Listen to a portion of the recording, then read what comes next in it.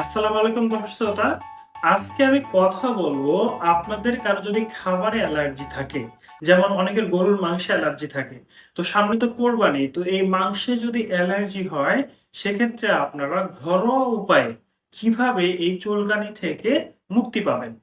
তো এই অ্যালার্জির জন্য আপনারা যেটা করবেন, নিম পাতা এবং হলুদ সম পরিমাণে নিয়ে মিক্স করবেন।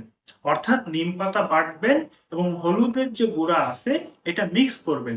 মিক্স করে পিলের মতো ছোট ছোট আকারে বানাবেন। বানিয়ে এটাকে রোদে শুকাবেন।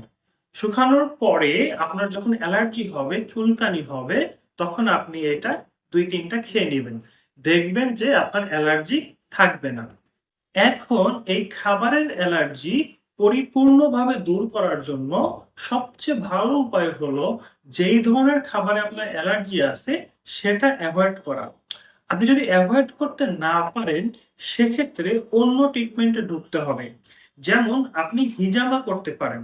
অনেকের ক্ষেত্রে আমরা দেখছি যে ৪-৫টা হিজামা সেশন নিলেই তার খাবারের যে অ্যালার্জি আছে এটা চলে যায়। পাশাপাশি আমাদের ইউনানি ও আয়ুর্বেদিক মেডিসিনের ন্যাচারাল কিছু ওষুধ আছে। তবে এই ওষুধগুলো একটু লং টাইম খেতে হতে পারে।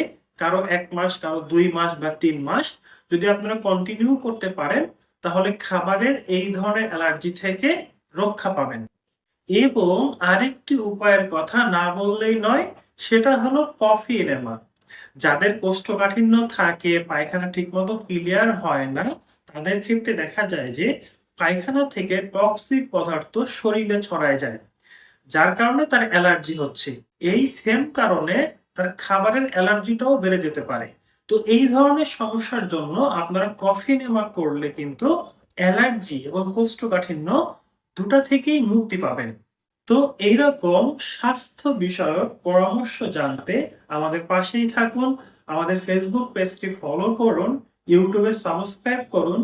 আপনাদের যদি কোনো কোশ্চেন থাকে জানার, আমাকে কমেন্ট করে জানান। এবং আপনি যদি আমাকে দেখাতে চান অথবা অ্যাপয়েন্টমেন্ট নিতে চান তাহলে স্ক্রিনে দেখানো নাম্বারে যোগাযোগ করুন।